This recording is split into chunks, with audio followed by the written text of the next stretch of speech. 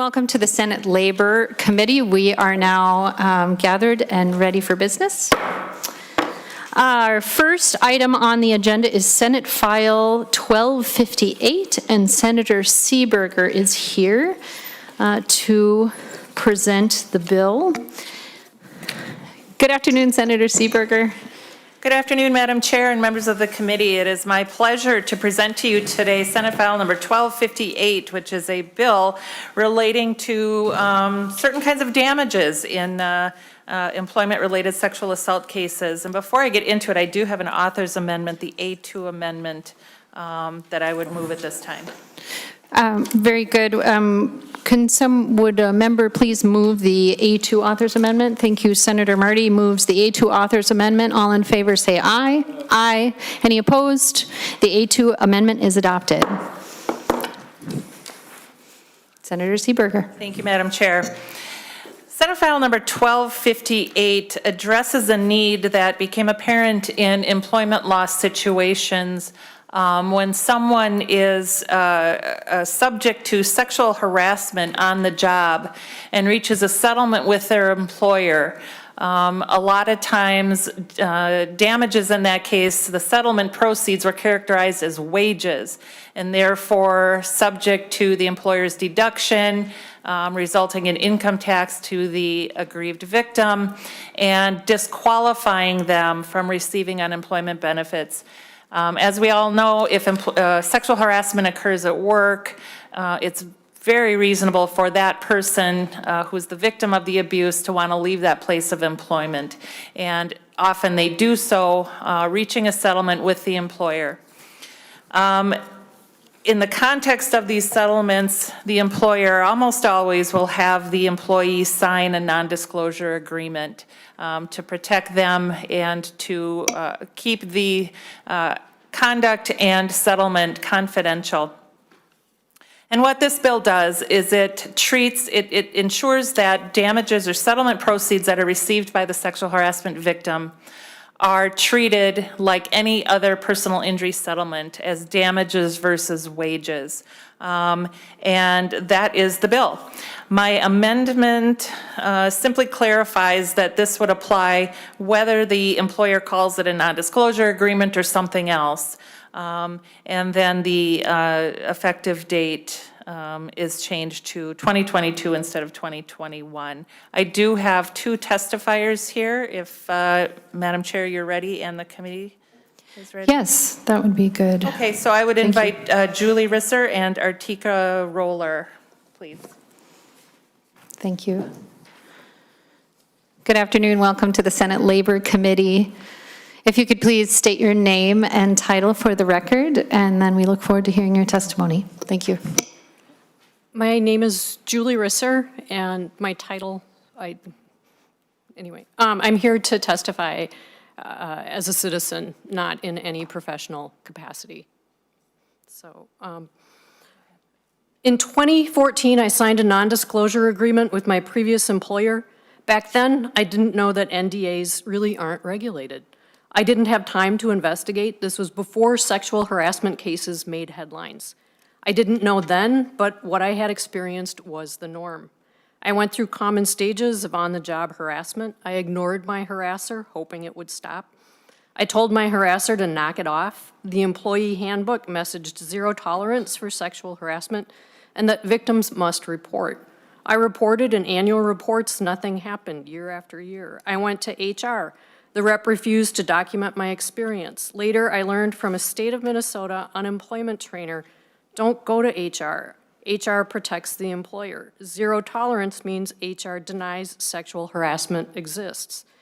My contract was not renewed. It's common for people who report to lose their jobs, while those who harass remain employed, get promoted, and gain power over more people. And that is exactly what happened in my case. I felt and I was isolated. My husband and I needed my job to support our family, our daughters. I hired an attorney. I didn't want anyone to go through what I had. I thought this would make a difference. It seemed the responsible thing to do. We reached an agreement. The term in it was settlement, not severance. There was nothing about income taxes. When payment came, I was stunned. It was a sliver of the validation I had agreed to. Even the state of Minnesota got a cut. My unemployment benefits stopped. I couldn't access them until the total of my settlement had been prorated out. I couldn't use settlement funds to retrain. My expertise was narrow. I would have had to move out of state for a job that matched my skills, and that was not an option. My parents and many extended family live here. My employer benefited. Wages, after all, are deductible. Avoiding settlement payment keeps insurance rates down as well. Paying settlement as severance enables employers to conceal harassment, not reveal risky behavior. No need to acknowledge victims is there as well, and it re-victimizes. It shores up systemic gender inequities. I vividly remember seeing the cut Minnesota got from my sexual harassment settlement. Senate File 1258 will stop others from having this experience. It will also make it easier for people to retrain and get back in the workforce, which is something I think a lot of people are interested in today. Thank you for your consideration. Minnesota can and must do better by victims of sexual harassment. Thank you for your testimony. Good morning. I have just one moment, ma'am.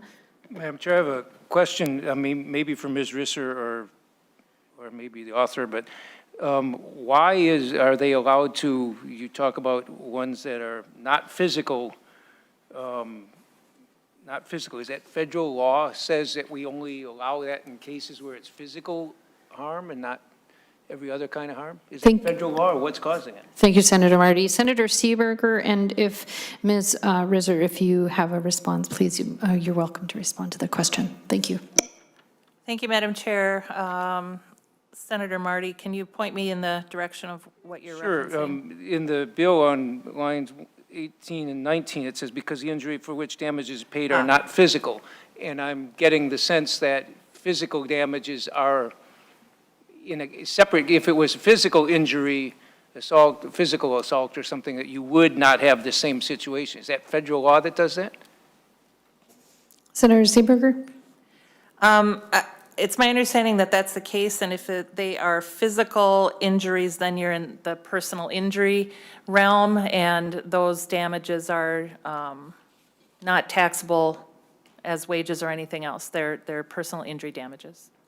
It's a bizarre distinction, Madam Chair, that these are taxable and the others aren't, but that's federal law as far as we know. Thank you, Senator Marty. And we'll go ahead and, unless you have any further comments, Senator Seeberger, we'll go ahead and proceed with the next testifier, and then we can also have discussion and more questions from members. Welcome to the Senate Labor Committee, ma'am. Good morning. Thank you, Chair and committee members. My name is Artika Roller. I'm the Executive Director of the Minnesota Coalition Against Sexual Assault, also known as MNCASA.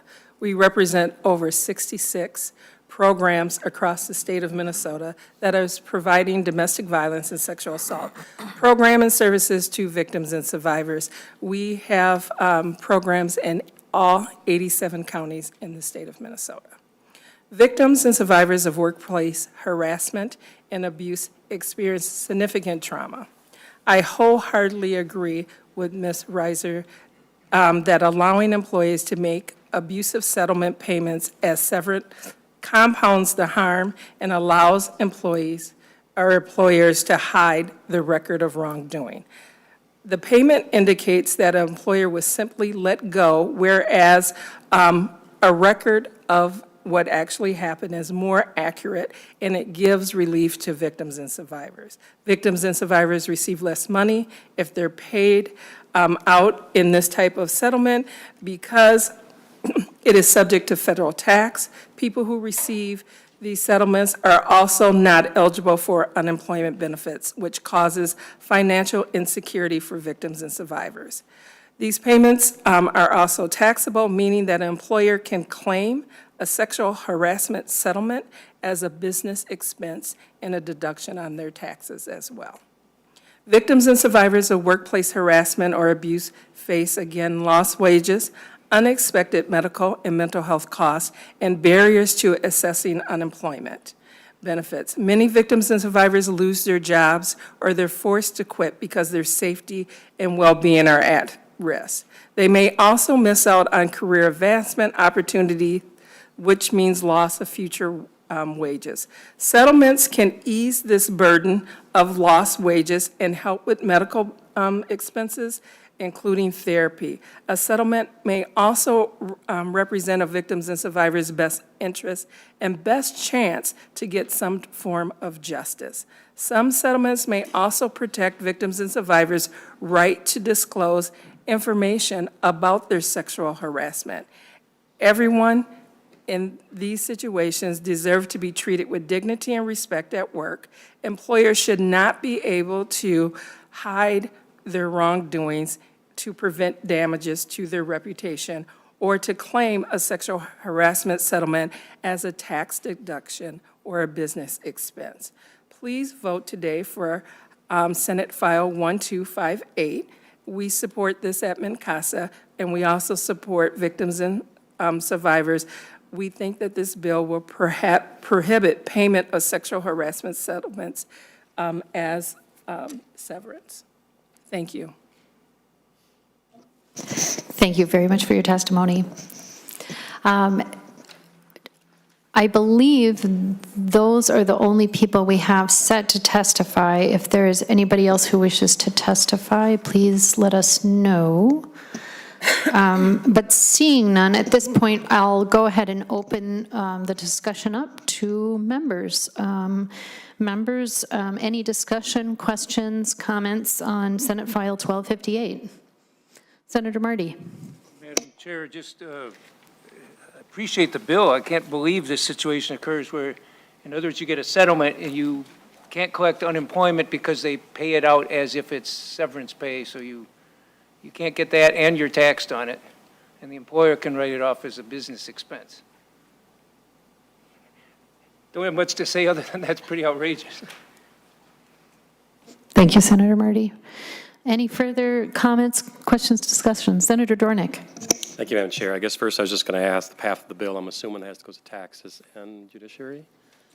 Senator Dornick, next on our list, we have it going to judiciary, but Senator Seeberger, is there any other information you have about where the bill is headed after this? I don't have that information in front of me, but I can find out. Thank you. And so we do have it sending it next to judiciary, Senator Dornick. Thank you, Madam Chair. I guess I wanted to thank the testifier. I'm not sure if I was having a hard time with her name. Ms. Rizzard, is that correct? Thanks you for coming. Appreciate you testifying. I know it's hard, and so thanks for bringing the bill, Senator Seeberger. The only question I have, I was going to. Senator Marty kind of got the question I was going to ask. So my understanding in with Senator Marty's question that there's no other settlement like this that's taxed like this. This is the only one. Is that correct? Is that what? Yeah, I'm just asking, Madam Chair, Senator Marty, or Senator Seeberger. Is that the truth? I mean, is that the fact? I guess I'm trying to say. That's what I kind of hear and understand, but. Thank you, Senator Dornick. Senator Seeberger, and then if Senator Marty has any follow-up, but I'll go to you, Senator Seeberger. Thank you, Madam Chair. Senator Dornick. In the world of injury settlements or tort settlements, if you receive a settlement or a judgment for a personal injury, that's not taxable income to the recipient.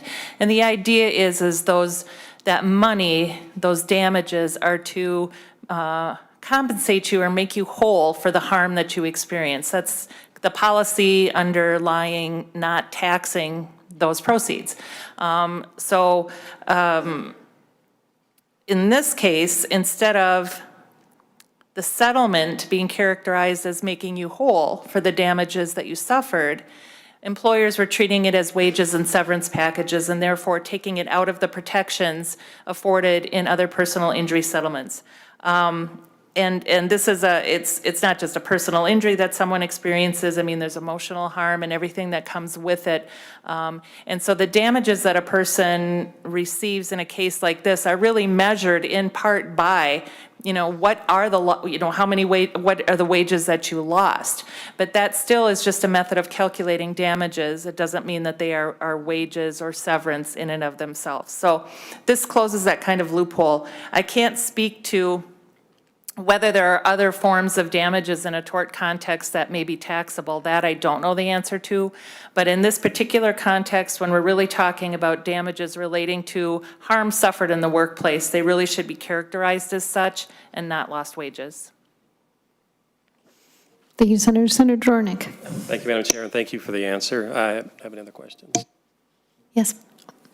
Thank you. Any further discussion or questions, members? A motion has been made, but Senator Pappas, do you have any comments? I was going to make the motion. Very good, thank you.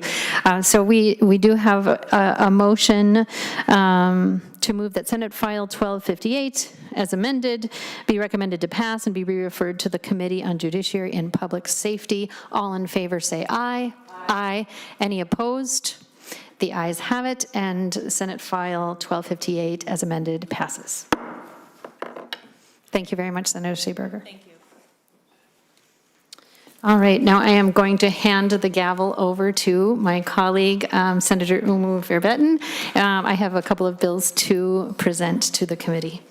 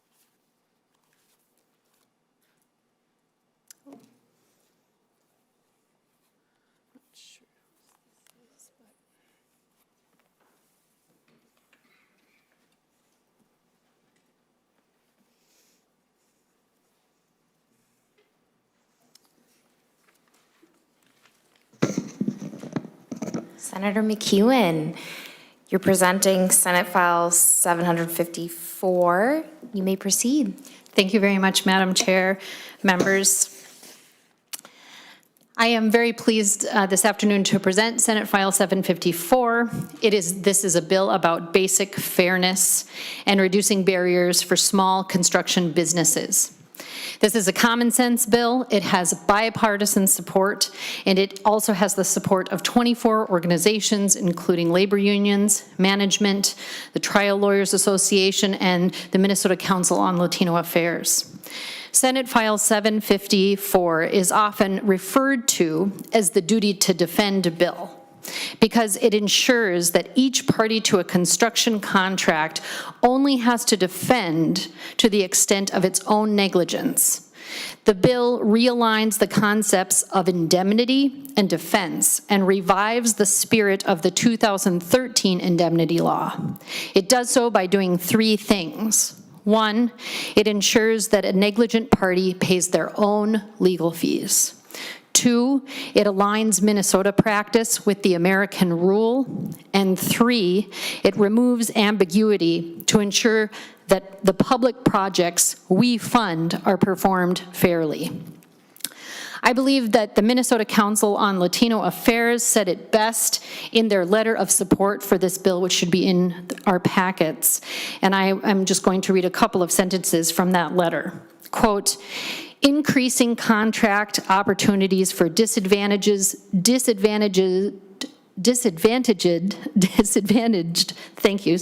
businesses, particularly those owned by people of color, is a necessary step in creating a more equitable economy.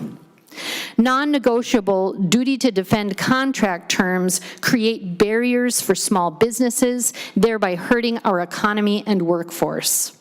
Thus, we believe that the allocation of risk should be equitable and that all parties should be held responsible for their own negligence. Ensuring basic fairness to Minnesota construction contracts will help small businesses, businesses owned by economically disadvantaged and historically disadvantaged groups, and workers across the state. Members, I have 3 testifiers here as part of our presentation of the bill. Madam Chair, if I may bring those testifiers to the table.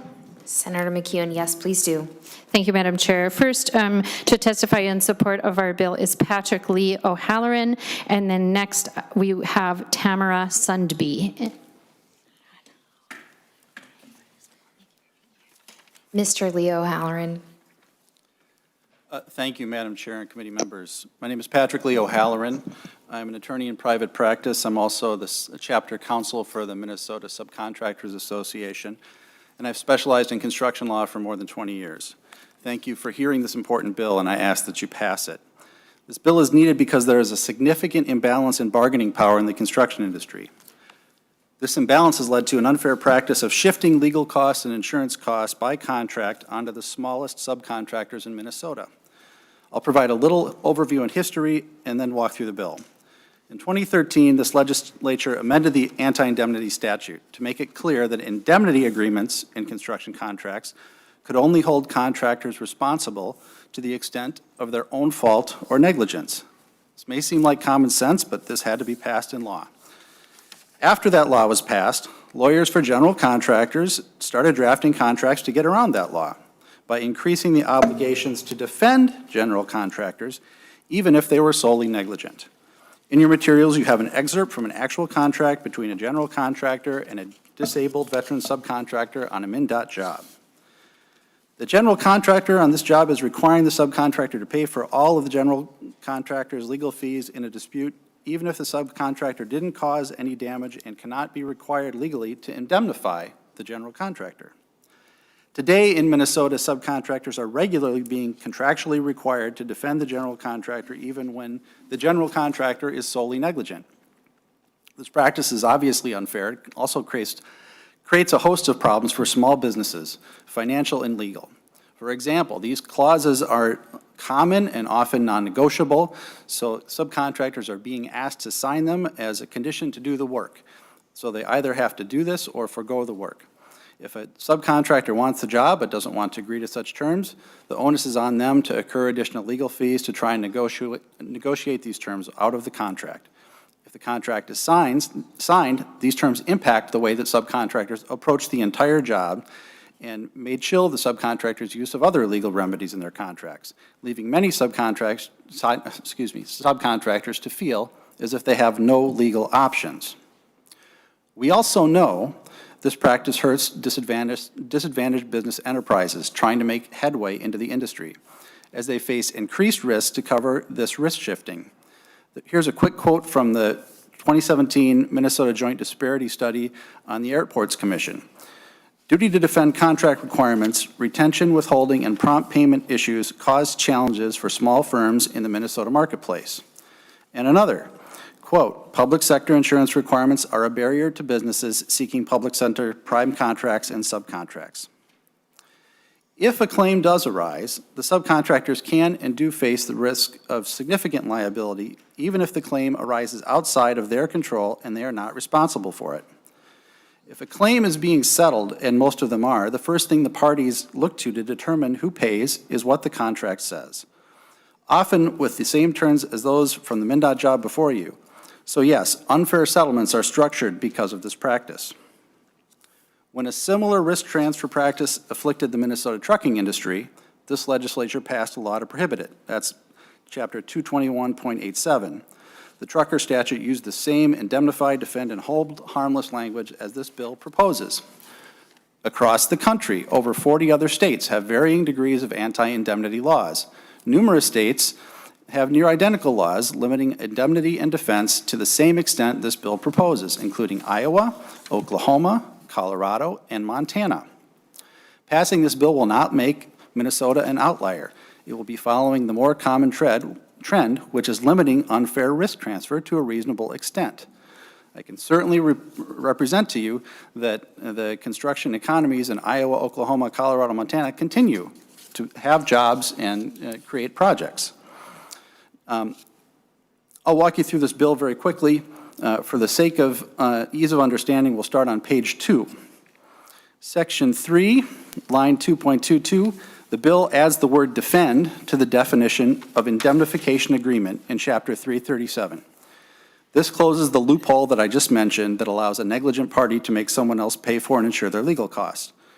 Just like the current law for indemnity agreements, the addition of the word defend means that a separate defense obligation would only be enforceable to the extent of a party's own fault or negligence. Next, Section 4, line 3.3, deletes the term project-specific insurance. This is ambiguous wording, which some have tried to argue creates a full exception to the indemnity law. I'd be happy to provide you an article explaining this ambiguity or show you a letter from a general contractor trying to exploit this. The Subcontractor Association has those materials with us. Finally, Section 1 and 2 ensure parity between public and private projects. It does so by taking the current statute from Chapter 337, along with the changes just mentioned, and putting that language into the public section of Statute 15.71 and 15.72. Many people believe that 337 already applies to state agencies, but some have argued that it doesn't. This is the belt and suspenders approach to just make that clear. It's important to note, if this bill is passed, a general contractor can still require a subcontractor to pay for and insure the general contractor for any costs related to the sub's fault or negligence. The right to require someone to be responsible for their own fault is protected by 337.02, and the right to require insurance coverage to protect for vicarious liability coverage is specifically protected in 337.05, subdivision 1D. This bill does not change that. Section 2 of the bill as amended is a carbon copy and would offer this identical level of protection on the public projects as well. There is a lot of support for this bill, 24 organizations and a host of trade unions, trial lawyers, and many other construction employer agencies. In the past, some public owners and the general contractors have raised some concerns. We've had many meetings with them over the years to try and understand their concerns. We've asked for suggestions, and we will continue to listen. But the status quo needs to be changed if we want clear and fair public policy. This bill is about fairness and removing barriers for small and emerging businesses, as well as leveling the playing field for contractors using reasonable contract terms.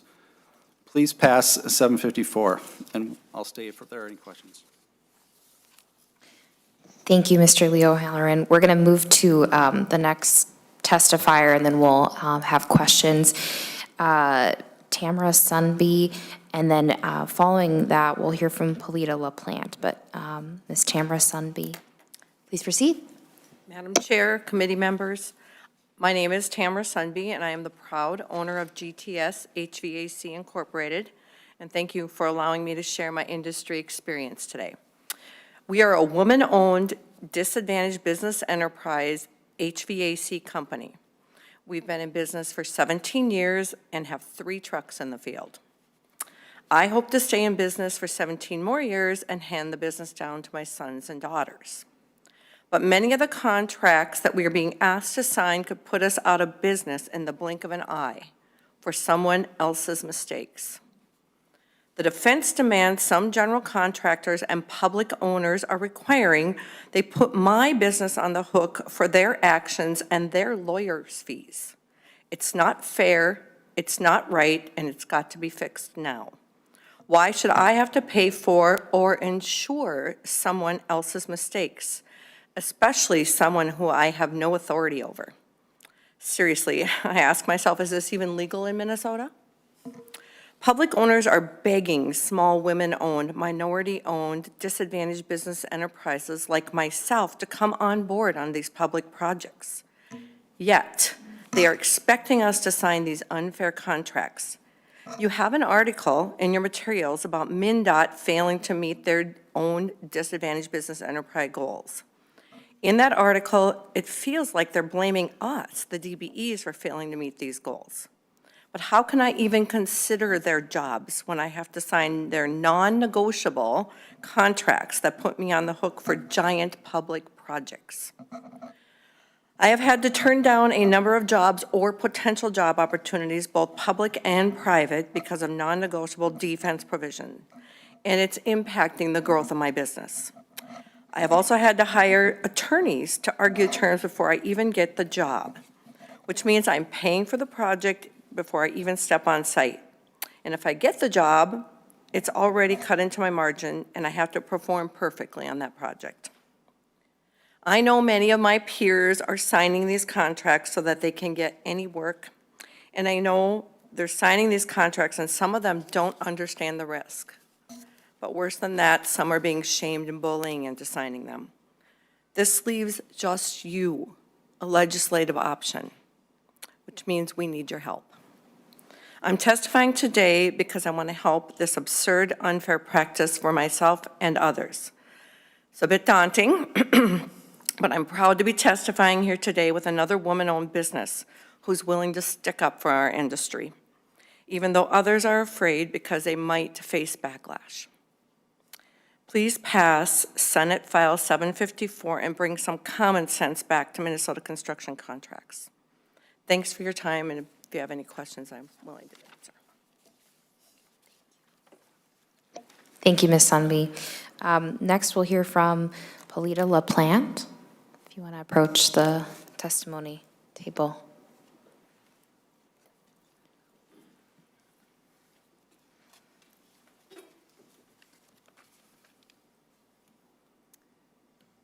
Thank you, Tamara. That was well said. Madam Chair and committee members, my name is Paulita LaPlante of Inver Grove Heights. I'm the owner and Chief Strategy Officer of Prescription Landscape, a woman-owned business enterprise that was founded in 1980 and is headquartered in St. Paul, Minnesota, with branch offices in Crystal, Shakopee, and Sauk Rapids. Duty to defend reform is important to equity in construction contracts. Ending it will prohibit the practice of using contract clauses and project-specific insurance to compel subs like us to assume responsibility for the payment of legal costs and attorney's fees for litigation arising from the work and negligence of another party. Prescription is privately held, locally owned, commercial landscape company with approximately $40 million in revenues, depending on snowfall totals. We employ a year-round staff of 150 and grow to twice that size in the winter. We have multiple land care service lines, one of which is landscape construction.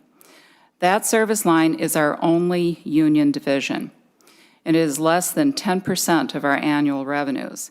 Most of the jobs we bid are very large, so we routinely subcontract aspects of the work to WBE, MBE, SBE, and DBE subs, with whom we have had years-long relationships. This greatly helps their businesses, since we pay for the insurance to indemnify their work and ours, and we can afford bid bonds if required. While this all sounds great, we are leery of growing our construction service line because of the contract language from some of the contracts on which we bid can shift all the risk of loss to us if there is even the thinnest nexus between the claim and our work. Unlike Tamara, our company can afford to turn away work if it poses too great a liability risk for us. However, that means we are turning away work we would able to give to our subs as well. You've had the opportunity to read contract language, but the clause that always causes us to reject work includes a statement, quote, contractor's work or presence on the property, including but not limited to any negligent acts, end quote. The practical effect of this language shifts the entire risk of loss to our shoulders for an unknown universe of claims. We are 100% willing to indemnify our work and that of our subs as it is defined in our contract scope of work. However, when a contract includes broad statements about our very presence on a property, it's easy to see that definitions can become obscured and legal risks heightened. Our insurers rightfully balk. I respectfully request that you pass Senate File 754 and House File 865 and enable us to continue to grow our business and, importantly, contribute to the growth of our small business partners. Thank you very much. Thank you for your testimony, Ms. LaPlante. And next, we'll hear from Laura Ziegler.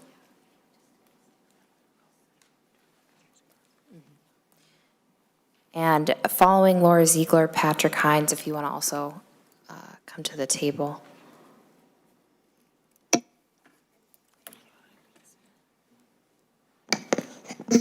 Thank you, Madam Chair, members of the committee. My name is Laura Ziegler. I'm with Associated General Contractors of Minnesota. We have over 400 members statewide. We represent both the horizontal and vertical construction industry. And the majority of our contractors choose to be signatory to one or more unions.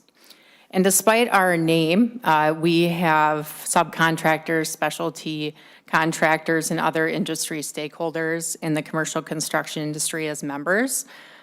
The way the construction industry works is you can be a general on one project and a sub on the next project. So we have a unique perspective of this issue because of the sheer mobility within the industry. Another thing to keep in mind is that some general contractors don't actually self-perform the work. And so a key component to the current law is that there has to be a nexus for the work arising out of the contractor, and who is going to be best suited to answer those questions. It's going to be the subcontractor in a lot of those situations. And so the duty to defend is much broader than the duty to indemnify. It doesn't mean that you're at fault. It means simply there is a nexus between the work that you are conducting and the claim, and it's a third-party claim that comes to fruition. And that's another aspect that I wanted to make sure we touch base on. There's a third-party claim and insurance gets involved. And that's when that duty to defend is triggered. If this bill was simply about a loophole that needed to be closed, where a general contractor was solely negligent in putting that on a sub, we would be fully in support, and we have language to address that. It is simply not something that we see in the industry in practice, though. And to wrap this up, just to close out too, part of this bill is banning project-specific insurance, and this is overly broad in terms of banning insurance products in the construction industry, and it would frankly stifle some of the insurance solutions that are very beneficial to contractors of any size in the industry to help manage their risk. And finally, I'll just close out by saying groups like AGC of Minnesota, we want to be a resource to every contractor. And so we can provide those resources and connections to companies that provide these important insurance solutions to help mitigate risk. I want to thank you for your time, and we'll be available for any questions. Thank you for your testimony, Ms. Ziegler. Next, we'll hear from Patrick Hines. Thank you, Madam Chair and members. My name is Patrick Hines with Messerly and Kramer. I'm here on behalf of the Minnesota Contractor Coalition, which is a group of 8 of the largest general contractors doing construction work in Minnesota. And each year, our members are collectively responsible for billions of dollars in construction projects and thousands of construction jobs in Minnesota. And I'd like to testify in opposition to the bill, and I think it's important to maybe start from what a construction defect lawsuit actually looks like, because that is the foundation of why. Sorry to interrupt. Could you just speak closer to the mic, Mr. Hines? Certainly. Thank you. I think it's important to start from the beginning of a lawsuit, because that is the foundation for the distinction between the duty to defend and a duty to indemnify, or an obligation to pay for liability. They've always been different because they're very different things. If you have a large construction project and you have a subcontractor that installed the irrigation system, as an example, and the irrigation system floods and causes damage, and there's been some either negligence or breach, and there's a lawsuit. The contractor who installed the irrigation system will be sued. They will have insurance. That insurance company will defend them. And when the insurance company makes a decision to defend that subcontractor, it only looks at a couple of things. It will look at the complaint, and it will ask the question, does the person in this complaint have insurance with us? If the answer is yes, they will ask, was that insurance policy in place during the time of the alleged negligence? And if that's yes, they will look at the scope of the policy to determine whether it covers their work. So if the lawsuit is about the irrigation that was installed by this company, then they will defend at that point. There is no investigation about who might be liable or who is at fault. They have to answer that complaint within 20 days. So they will retain counsel on behalf of the insured contractor, and they will defend the lawsuit. Now, we've heard a lot of talk about how people only want to be responsible for their own work. But in Minnesota, the general contractor is vicariously liable for the work of the subcontractors. That's a statute. It can't be delegated. So what happens in these lawsuits is that the landscape company will be sued, and then there'll be another part of the complaint that says, based on information and belief, general contractor X was the general contractor on this project. By operation of Minnesota statute, it's vicariously liable for the damages that are alleged, and they'll be sued as well. That's it. There's no discussion of whether or not the general contractor, who didn't even perform any of that work, is liable. It is simply making a claim that a year down the road, if there's some liability, the general contractor could be on the hook for the liability of the landscaper. So that's what we're talking about here. It is defending the work that the subcontractor performed. And it makes perfect sense that the entity who performed the work at issue has the insurance in place to defend against the claim. And it's very important to note also that when this legislation or different legislation came to the Senate and the House 10 years ago, it was a question about indemnification, and they did not want to have to pay for someone else's liability. So when the legislature came up with the solution, they took out the liability portion and left the defense portion in because they're different and they're insurable. So it's the insurance company that is paying for the defense. And that makes sense because if everyone is engaging their own insurance company and their own lawyers, the litigation becomes even more expensive for everyone. And it also is a disincentive for the insurance companies to settle because now the insurance company of the landscape irrigator installer will say, well, maybe we can get someone else on the hook for this. And they've got a separate insurance policy. And instead of just defending on the negligent action of the subcontractor, it expands into a much lengthier litigation process, and that's more expensive for everyone. So this legislation will not increase fairness in any way. There is insurance available. All of the contractors get that insurance. If there's a claim, the insurance company provides for the defense. There's a discussion, and maybe there's a mediation, maybe there's a settlement, maybe it goes to trial. At that point, the liability is determined, and the insurance companies pay for that. This is not creating a barrier, in our opinion, to smaller companies getting into the industry. Because all of these companies have to provide this insurance, that's part of the bid. And so they can cost that insurance as part of their bid when they submit it to the general contractor. So I hope that provides, I've done my best to provide some clarity to how the litigation process works because I think that's very important. And again, I think that this bill does not accomplish what the proponents intend, and I would ask you to not support it, and I'll stand for questions. Thank you. Thank you, Mr. Hines. We have two more folks signed up to testify. If Jim County could come to the table, and Cameron Boyd.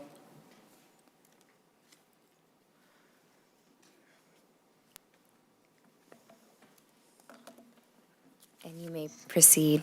Am I pronouncing your name correctly? Jim County? Yes, you are, Madam Chair. Thank you. Go ahead. Good afternoon, Madam Chair and members. My name is Jim County, and I'm Deputy Chief Counsel at MnDOT.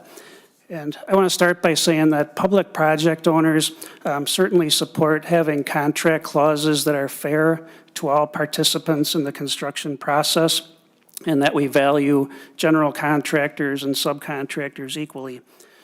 But this bill, we think, has some unintended consequences that pose risks to public project owners. We think these risks will increase the likelihood and cost of litigation on public projects. And I'll briefly discuss two of these risks with you. First, as mentioned, the bill conflates the duty to defend with the duty to indemnify, and then conditions the duty to defend to the extent of a party's liability. But a duty to defend is always triggered by a claim and not by a finding of liability. So this bill makes it likely that a general contractor could just refuse a tender of defense saying the extent of my liability hasn't been established, so I don't have any duty to defend this yet. Even when that general contractor has an insurance policy that will cover the cost of that defense. In 2022, MnDOT turned 11 tort claims over to contractors. So these are 11 cases where MnDOT did some investigation, determined that MnDOT wasn't at fault, and turned these cases over to the contractor to resolve them. Now, these weren't lawsuits, these were tort claims that came in through an administrative process, but I bring them up because I want to convey the understanding that this is a real life issue for public project owners here. If we're not able to kind of turn those things over to the contractors when the contractors are at fault, we're going to expend public resources to handle the defense of those claims instead. The second risk, and possibly even the bigger risk, is the modification to this insurance language. As mentioned, the insurance language was part of a previous compromise. If we remove the project-specific insurance, we leave this only this reference to builder's risk insurance, and it calls into question a project owner's ability to specify other types of insurance that should be included on a particular project. Now, no two construction projects are alike, and owners should be tailoring their insurance coverage to the specific risks of their project. For example, builder's risk, quite frankly, doesn't really provide much coverage to a horizontal project, a highway project, a bridge project. We might have other types of insurance on there that we really need. And sometimes we even need specialty things, like for example, if we're building a bridge pier off of a barge, we might, for example, require marine liability insurance. Drone insurance is actually becoming a thing, and as more contractor equipment becomes data-driven, we're even kind of getting into the realm of cyber insurance. So we think that the modifications to the insurance language pose a significant risk that serious project risks will be uninsured or underinsured. And that concludes my comments, Madam Chair. Thank you very much, and I'll be happy to take questions at the appropriate time. Thank you for your testimony, Mr. County. We'll move to Cameron Boyd. Thank you, committee members.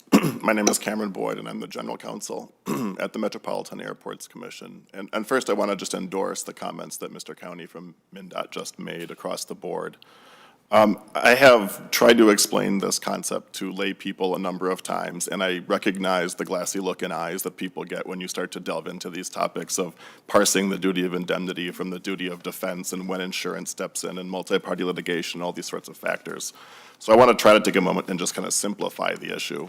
As you heard the bill explained and by its terms, as to the duty to defend, it would only impose that duty to the extent of the negligence or the liability of the party that would conduct that defense. However, that is only determined through conduct of the litigation that is to be defended. So you have a timing problem there. Imagine a scenario where, as a project owner, we get sued and we don't know for sure whose actions caused the harm that we agree likely happened. And so we know that as a project owner, we likely were not at fault. We don't have folks on site, et cetera. So we tender that defense to the general contractor. That contractor may have a sense of which sub might be at fault, so they tender defense to that subcontractor.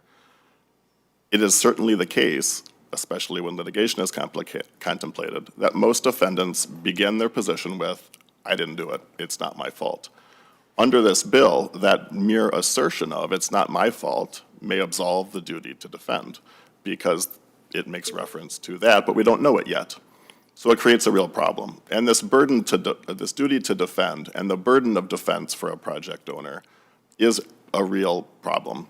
It takes a lot of resources, not just outside counsel expense, but also staff time for attorneys and non-attorneys to monitor the staff monitor the outside counsel, their performance, make trial strategy decisions, gather evidence through discovery, all these kinds of things. We are a very lean staff where I work, and requiring staff to engage in this defense, along with every other party securing their own defense, it's highly inefficient and it's wasteful for public resources. Final point I want to make is if as my client determines that it may be liable for harm caused through a construction project, we have zero incentive to tender that defense to one of our contractors. We want to be there conducting our own defense, ensuring that it's conducted effectively and representative of the values that we have as an organization. I appreciate the time you've given me today. Thank you for your testimony, Mr. Boyd. And you're welcome to sit close by the table if there's some questions, but I'll ask Senator McEwen if she has any testifiers she'd like to have sit next to her. Thank you, Madam Chair. I would just ask if Mr. Leo Halloran could return. He's the expert on a lot of this. I appreciate his expertise and help. Do you have any final comments you'd like to make, Senator McEwen, before we go to discussion? Yes, Madam Chair, I wanted to speak briefly to some of the comments that we heard from the public owners, and we also have a letter from the agencies in the packet, a list sharing some of the concerns that we just heard reiterated as well. I just want to note that this letter was just received yesterday. I note that they are saying that they appreciate working with the bill author and stakeholders and will continue to do that as the bill progresses. I share that sentiment. I look forward to working with them as the bill progresses through committee and seeing if there are any changes or compromises that we can agree on to allay any concerns that they have.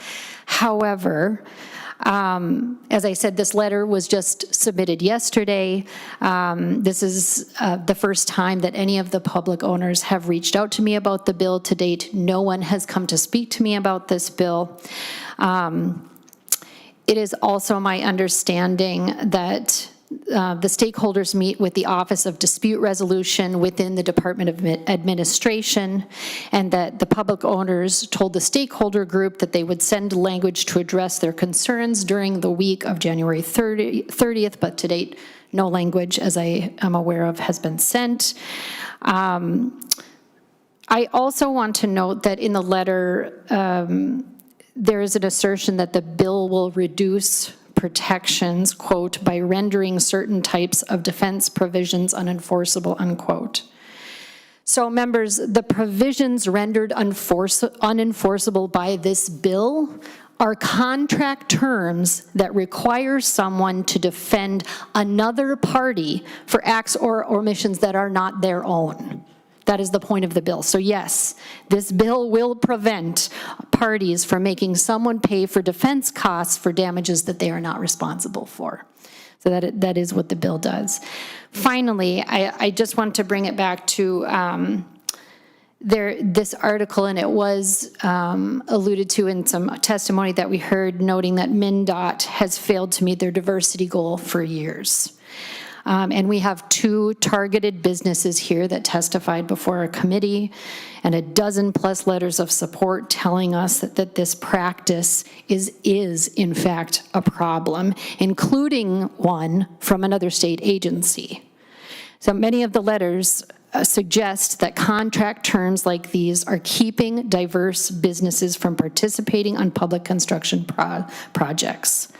And I personally think it's time that we examine that and that we make some changes to err on the side of fairness and inclusivity. And with that, Madam Chair, we can take questions and have discussion on the bill. Thank you. Thank you, Senator McEwen. Members of the committee, any questions? Yes, Senator Dornick. Thank you, Madam Chair. Just want to thank all the testifiers coming. It's always good to hear the point and the counterpoint. With this bill, I can't remember, Mr. Hines and Ms. Clark, I think were the 2 So I don't know if one of them would, I wanted to ask the question about some language. I can't remember which one said that, but they had some proposed language. I was wondering if one of those testifiers would be willing to come to the table, if they're still here. Senator McEwen? Which testifier is Senator Dornick? Mr. Hines. Senator Dornick? Mr. Hines? Mr. Hines, if you'd like to come forward. And then I think the one right before, was it Ms. Clark? Was that the other one? Ms. Ziegler? I'm sorry, I didn't. So maybe I'll just ask, Madam Chair. Senator Dornick, you'd like to ask Mr. Hines? Yes. Mr. Hines, So- you can proceed. There was some proposed language that possibly you had or the other testifier. So I was just wondering what that Madam Chair, language Senator was Dornick. and what it pertained to what part of the bill. Mr. Hines? Madam Chair, I think, I was not party to that, and I did not reference potential amendment or other language. Was that Ms. Ziegler? Senator Dornick? Perhaps. My apologies, I didn't quite get the question, but that was not me. I don't have Okay, so, that answer. Madam Senator Chair, Dornick. as long as you're sitting there, I'll ask you another question, a different question. We'll go back to that one. So with, I guess, did you know about the bill? And I'm just wondering why we didn't get information from you sooner. Sounded like Senator McEwen was waiting, or she didn't hear from you. So did you guys not know? Or I would have loved to talk to you before too, but anyways. Mr. Hines? Madam Chair and Senator Dornick, I think, this issue has been around for a long time, and there's been a lot of discussion about it. I myself am, in this role, new on behalf of my client. But I think, frankly, this session has been a little chaotic, and it's hard to get in sometimes. That's on me, it's not on anyone else, but I think this is the first committee hearing, and there'll be at least one other, I believe, or two if it has to go to Commerce. And there'll be a lot of time to discuss between them. I certainly apologize for not being able to talk to Senator McEwen before, but I think everyone on both sides have committed to working together to try to find a solution. I certainly agree to that. Senator Dornick, did you want to hear from Ms. Ziegler? Madam Chair, yes, please. You can come forward.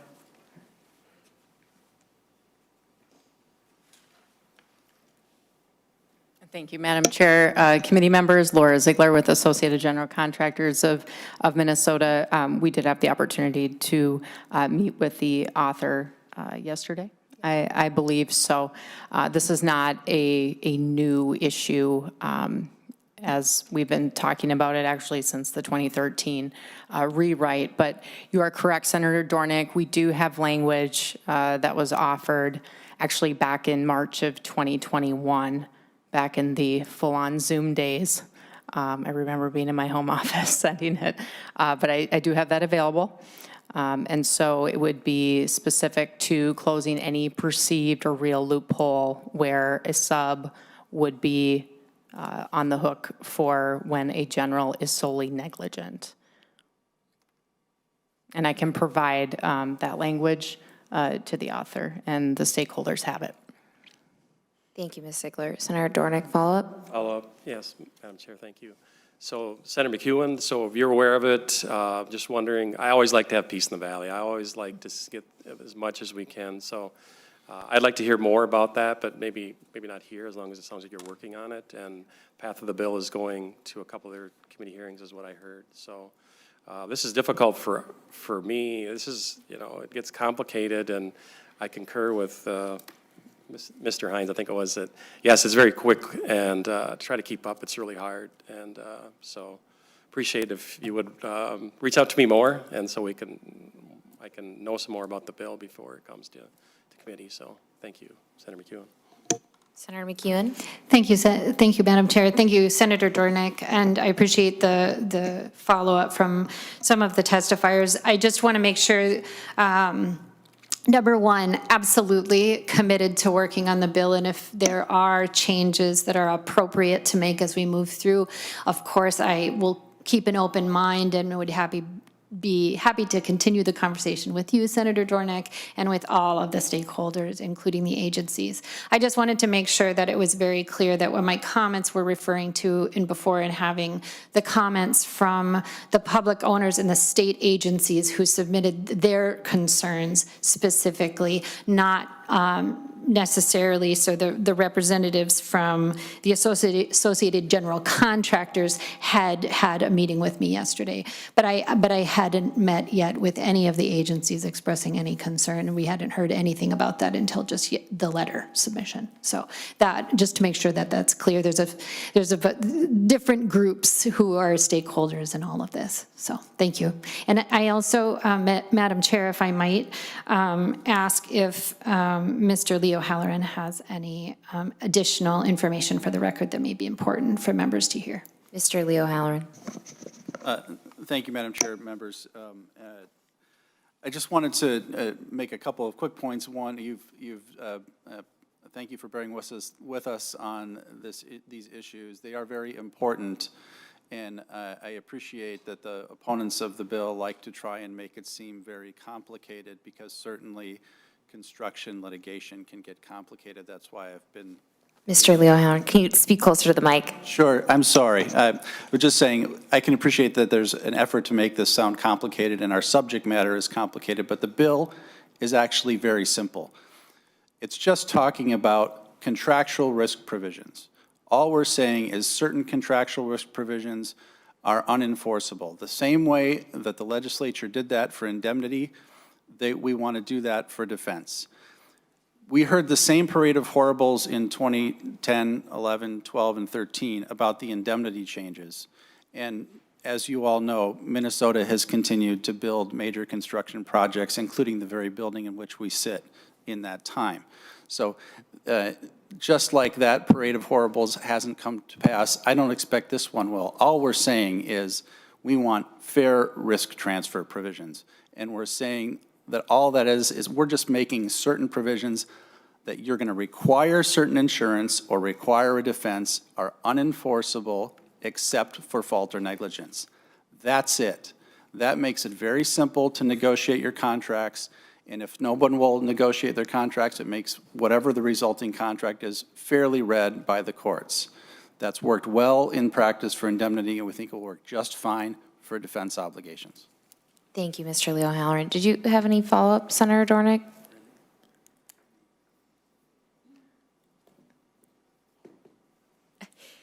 I'll come back to you. Senator Pappas. Yes, Madam Chair. I do share concerns about, fairness in the construction industry and not having the subcontractors having to bear the burden of errors committed by the general contractors. I'm also very concerned about the workforce shortage and the need that we have for all construction companies, whether they be general or subcontractors or individual workers in the construction industry, to be put to work. I mean, I'm hoping to pass shortly a $1.9 billion infrastructure bill, and I can't afford to have anybody not working or on the bench because these are really, really important and crucial projects. We're really behind on taking care of our infrastructure, having not passed bonding bills in 16, 21, and 22. So we've got a lot of catch-up to be done, and I know that there can be a lot of competition. We see that with prices rising, we have higher inflation, we have supply-side issues. We have now, it's more expensive to borrow. So we don't need this added to the list of problems where people have to turn down projects for public owners because they don't feel like they can take the risk. So I'm really, really hoping that this can be resolved. I know it's going to judiciary. I also serve on that committee, so I can try to wrap my non-lawyer brain around these issues again when I hear it. But I'd like to see this bill continue. I'd like to see the negotiations continue so that we can reach a good kind of fair compromise on the issue that will work the best for us building our necessary infrastructure. Thank you. Members of the committee, any other questions? I'm sorry, Senator Grunhagen. Oh, thank you, Madam Chair. Yeah, I found both sides of the testimony compelling, okay? So I don't know where that puts me. But, I just go along with saying, I guess 40 other states, if I remember the testimony right, have something similar that addresses this. Did I hear that correctly? Mr. Leo Halloran? Yes, Madam Chair, Senator Grunhagen. I believe it's 40 states have anti-indemnity legislation, and a number of those have very similar, and I rattled off 4 that are identical to the provisions that we're talking about here today involving both defense and indemnity. Okay. Senator Grunhagen? Oh, thank you, Madam Chair. Yeah, so I would just encourage you also, and you seem to have the right attitude about it, to hopefully bring a little bit of peace in the valley. I was impressed by the ones who was supportive of the bill, but then I, had questions about the testimony about the concerns in the bill. And I think we want everything to work together, and I understand protecting people who aren't at fault from any type of lawsuit expenses.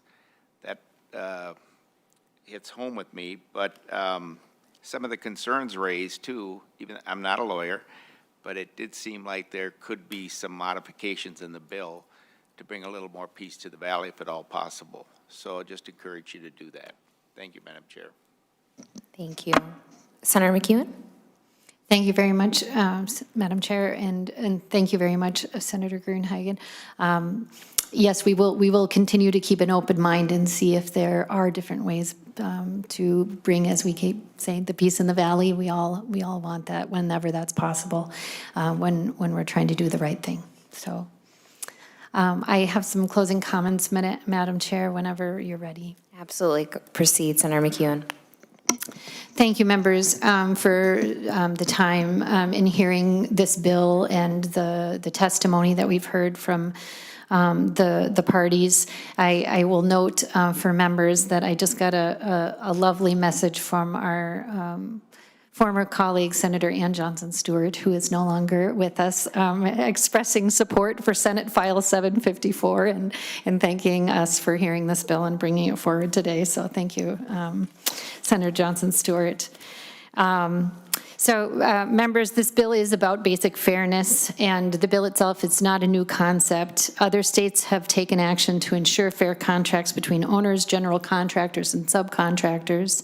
When Colorado passed a very similar law in 2007, their statutory statement of purpose included the following, quote, "If all businesses, large and small, are responsible for their own actions, then construction companies will be able to obtain adequate insurance, the quality of construction will be improved, and workplace safety will be enhanced," end quote. We all want parties on construction contracts to be responsible for their own actions and their own legal fees. We want parties to have skin in the game, and this includes the general contractors who have the overarching responsibility to ensure job site safety. Thank you, Madam Chair and members, and I appreciate your support in moving forward Senate File 754. Senator McEwen would like to move the bill. Yes, Madam Chair, I would move that Senate File 754 be approved and recommended for passage and sent to the Committee on Judiciary. Thank you. Senator McEwen moves that Senate File 754 be recommended to pass and re-referred to the Committee on Judiciary and Public Safety. All those in favor signify by saying aye. Aye. Any opposed? The motion passes. The next item on our agenda is Senate File 1384. Senator McEwen, you have, there are 4 folks signed up to testify. If Jim Kruger could come to the table and Paul Assen. And whenever you're ready, Senator McEwen, you can start your testimony. Thank you, Madam Chair.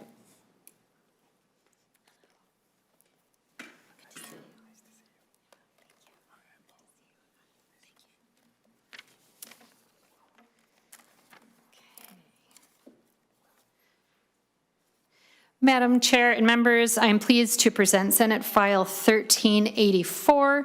Senate File 1384 modifies statutes related to worker privacy and data transparency by the Minnesota Occupational Safety and Health Act, or within the Act.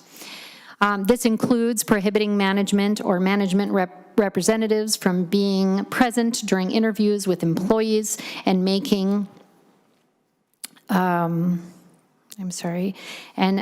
making certain data in a citation issued public after a notice period. The bill will also make changes to certain employers' safety committee requirements. And with that, members, I will shift the presentation to the experts in this area and ask them to review the bill and present it to our committee. Thank you. Thank you, Senator McEwen. Jim Kruger, if you'd like to begin your testimony. Thank you. My name is Jim Kruger. I'm the director with Minnesota OSHA Compliance. Good afternoon, Madam Chair and members of the committee. I represent the Department of Labor and Industry, the MIN-OSHA division. Thank you for the opportunity to testify in support of Senate File 1384. The bill before you today makes 5 policy and technical changes that support workplace safety, transparency, and smooth program operations at Minnesota OSHA. First, the bill supports the privacy and employee interviews. MIN-OSHA has the authority to privately question employees as part of their authority to inspect. The change clarifies that an employer or its representatives may not be present for any employee interview. Protecting the privacy of these interviews ensures that employees can speak freely when speaking to the MIN-OSHA investigator. Second, the bill clarifies that both current and former employees are not subject to subpoena for purposes of inquiry into any occupational safety and health inspections. Third, the bill improves the transparency of MIN-OSHA citation data.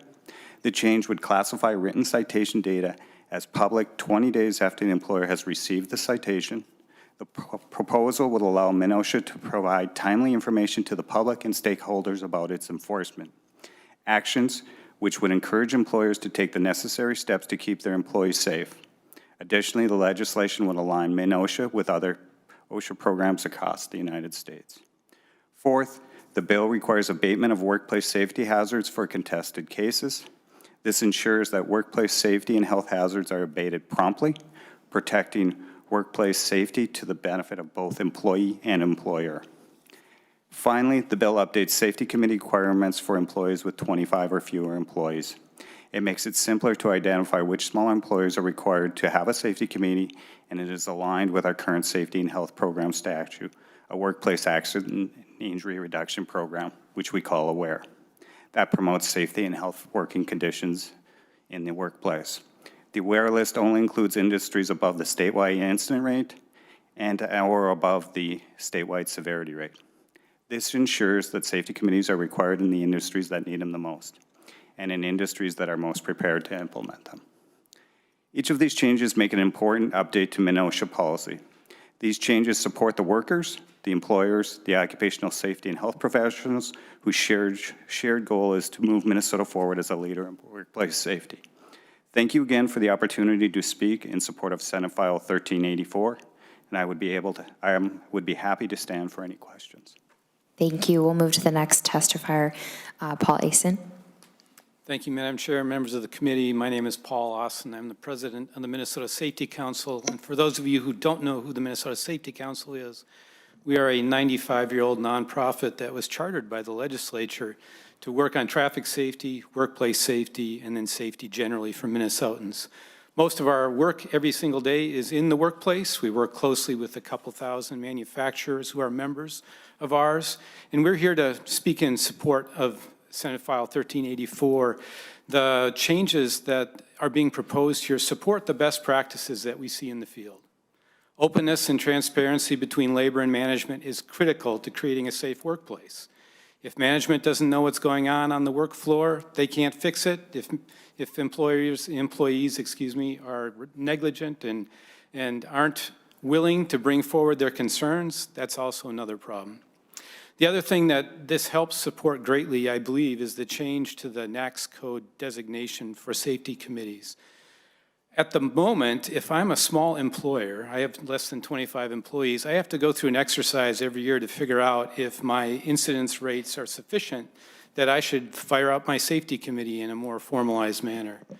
By designating it by my sector of activity, it makes it simpler and easier for me to know what I have to do under the law. And I do know, having worked as a regulator and as a regulated party, that clarity and some certainty around conditions is helpful. So we are here to support this and are happy to answer questions as well. Thank you. Thank you, Mr. Austin. We have two more testifiers, if you could come forward. John Bosch, I hope I'm pronouncing that correctly, and Adam Dunnick.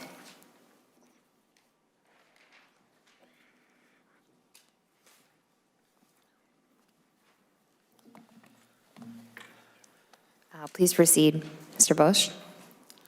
Madam Chair, members of the committee, thank you for the record. My name is John Beschi. I'm with Associated Builders and Contractors, and I want to thank you for the opportunity to testify on this bill. ABC's commercial and industrial contractor members and the men and women that they employ are part of the 76% of the construction industry in Minnesota that choose to be merit shop craft professionals rather than be in a union. ABC is opposed to several of the provisions included within Senate File 1384, but before I detail those concerns, I would like to thank Chair McEwen for taking the time to meet with me and walk through some of those concerns this morning. Our first concern is that Section 1 of the bill would take away the right of an employee to request that an employer or the employer's attorney be present when being questioned by OSHA investigators. In practice, there are situations in which an employee may want the employer or particularly the employer's attorney to be present during the questioning, and ABC is concerned that this prohibition could violate an employee's constitutional rights. It's our view that employees, not the legislature, should be the ones making the determination on who they want to be in the room with them when OSHA is questioning them. We're also opposed to the language in Section 3 of the bill, which is related to the classification of the MIN-OSHA citation data. Current law and practice already make MIN-OSHA citation records timely and readily available through federal OSHA's public website after a matter is closed by the department. Anyone can search the federal website for citations listed by employer, project zip code, date range, and more. From there, any member of the public can see if an investigation is open or closed, the type of penalty or fine that may have been issued, as well as the union affiliation or lack of for the contractor at issue. However, like I said, federal OSHA does not make the description of the nature of the violation public until after the investigation is closed. The publication of the nature of the investigation before claims are fully adjudicated could create an appearance of guilty until proven innocent for the named contractor. There are many times when a citation is issued and a contractor appeals that citation. When that happens and the contractor is successful, the penalty or the fine may be reduced or not levied at all. ABC members have been subject to dozens of OSHA investigations based on anonymous complaints that were later determined to be without merit. If this section is enacted, we're concerned that the publicly available information could be used to engage in smear campaigns against contractors, even if the allegations in the citation haven't been formally adjudicated or even subsequently dropped by the department. Under current practice, MIN-OSHA can refuse to provide employers with the file that details the basis for the citation until after the notice of contest is filed and the judge sets discovery.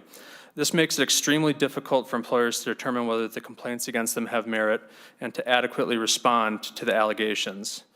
If these details are made public 20 days after the employer receives the citation, MIN-OSHA should also be required to provide the accused with any copies of documents that detail the evidence of the violation upon issuance of that citation. Finally, it is unclear to us what the intent is behind Sections 4 and 5 of the bill. Section 4 appears to allow for cases in which the correction time is contested to be referred for an expedited hearing.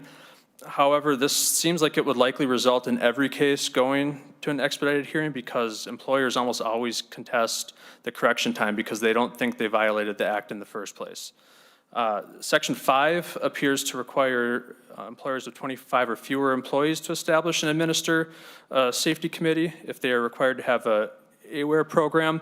I know the department testified briefly on this, but it's still kind of unclear if there are any exemptions to this requirement or if the provision would essentially require all employees to have, or employers to have a safety committee. While we are not opposed to the idea of safety committees, our medium and large size contractors do successfully implement them. We do have concerns that very small employers will have difficulty establishing safety committees that don't necessarily serve a defined purpose. In closing, we urge the committee to vote no on Senate File 1384. I'd like to thank you, Madam Chair, and Chair McEwen again for meeting this morning, and the committee members for this opportunity to testify. Thank you. Thank you, Mr. Beschi. And we'll move to Adam Dunick.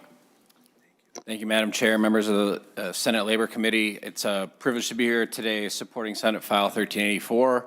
I'm Adam Dunick with the North Central States Regional Council of Carpenters. We have spoken in support of this legislation in the past couple of years. So I just want to talk about two reasons why we strongly support this legislation. The first one is that surrounding states already have this type of law and this type of disclosure. So if I wanted to today go on to Wisconsin's OSHA site or Nebraska or other surrounding states that our regional council represents, we're able to find this information fairly quickly and fairly transparently. So I think what Senator McEwen is doing with her bill today, and I thank her for bringing it forward, is bringing us into line with other states and other standards. Secondly, it's also an issue of fairness from our perspective.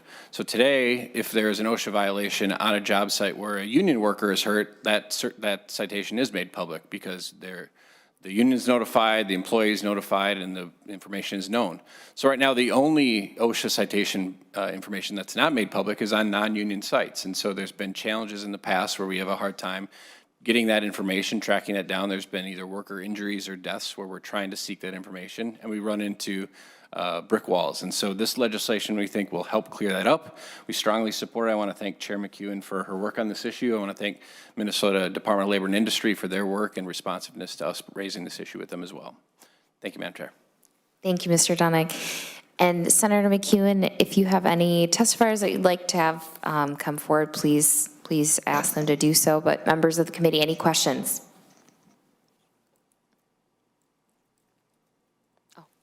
Senator Dornick. Thank you, Madam Chair. Thank you, Senator McEwen, for bringing this bill forward. So I just had a question that was actually brought up already. So with the employee having a representative there if he would like, I mean, that seems like a fairly easy language addition. Would you be open to that, Senator McEwen? Senator McEwen. Thank you, Madam Chair, and thank you, Senator Dornick.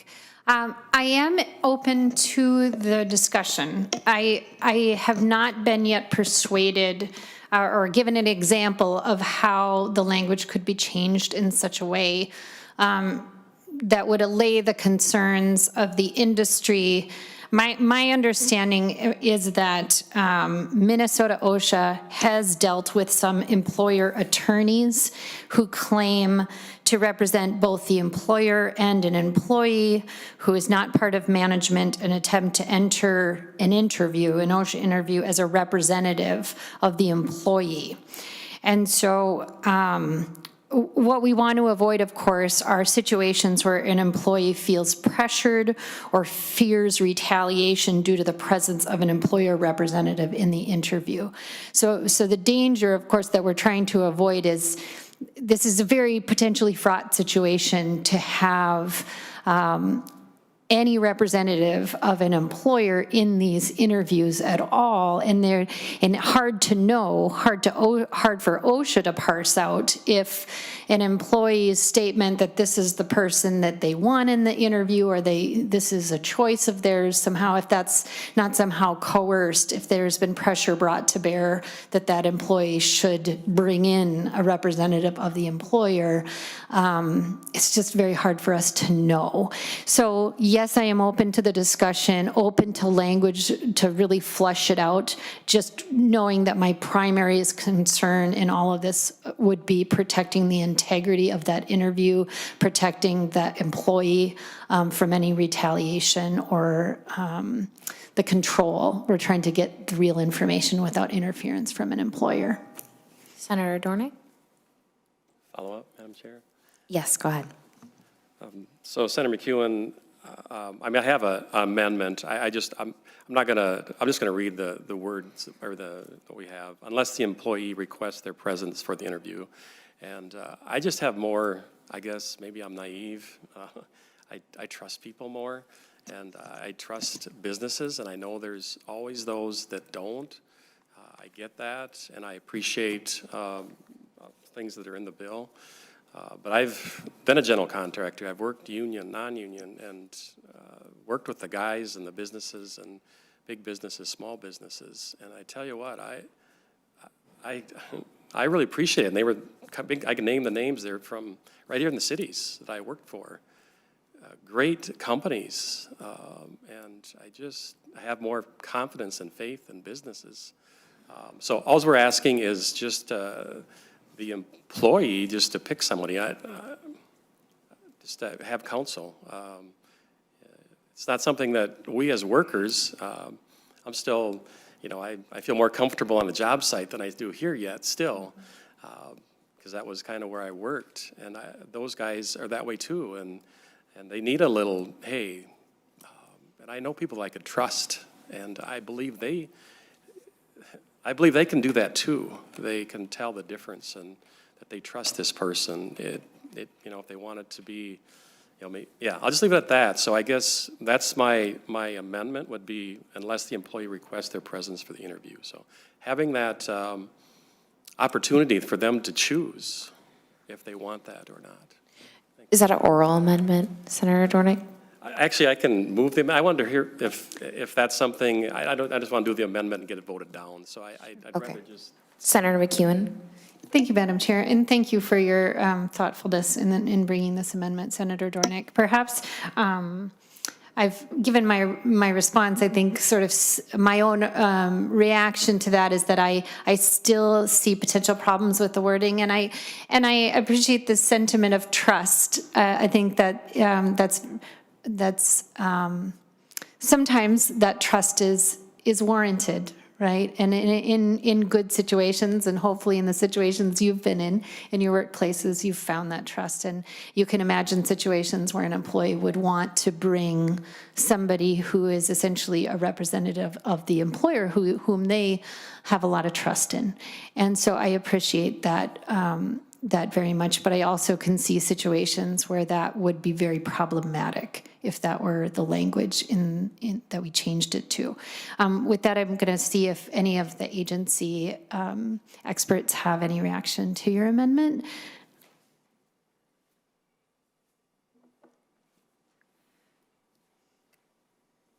Mr. Kruger. Thank you, Madam Chair. This is Jim Kruger with Minnesota OSHA. In regards to the question, currently the employee can have an authorized representative with them. That is something that is certainly doable. When we are running into these situations, unfortunately, they are involving fatalities and serious injuries where the stakes are high for both, a lot of times the employer, but also the employee, because they're going through what just occurred, and they're usually a witness of some sort. Where we're running into this is typically not what I'm going to call a lot of times where we think the employer is looking out for the employee. They are looking for how do they get as much information as this case moves forward. Unfortunately, in fatalities and serious injuries, a lot of these do get litigated, from that, and that's certainly what our role is here, is to enforce the standards in the state of Minnesota. Thank you, Mr. Kruger. Senator Dornick. Madam Chair, thank you for that. So I guess I'll move on to the next one, and it sounds like that's a no. Well, here's a thought. So we have serious injuries. So, and what I heard from Jim was death, and so that's a big deal. So it doesn't really clarify here what a serious injury. So maybe there is in statute that what serious.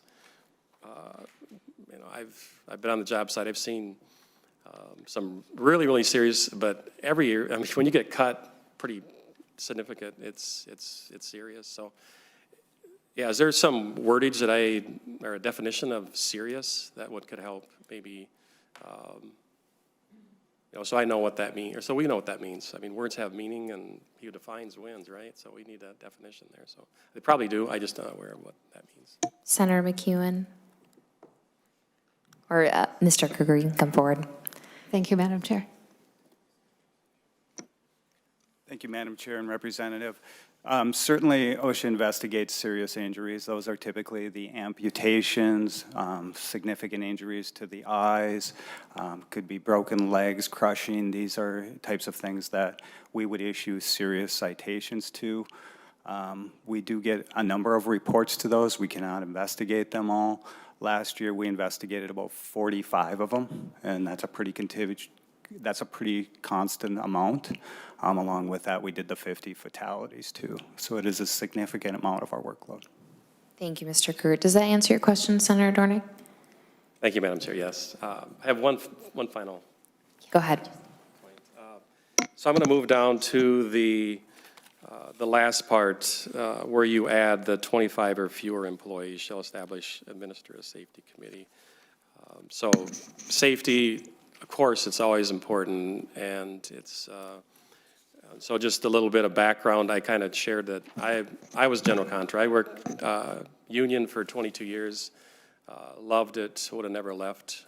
Just with the economy in 2009 turned, and I started my own business, and just had a few employees, and we did a lot of stuff that was, well, a lot of roofing, and I say roofing is one of the most dangerous things you can do, but got to know my crew and most of my kids, my sons, but we have others too, and we would go over this stuff, and we would, and then I'd see them do something. There's usually a small amount of people you can watch, and I had, I'm responsible for them, and that's a weight that we have as small business owners, because nobody wants anybody to get hurt, and so I would watch them, and then we were doing something, hey, and my boys I was a little harder on, right, because I could tell them, hey, but my workers too, I did, but so what's my point is that there's that relationship, if I talk and go through a list and all that, and this is what you do,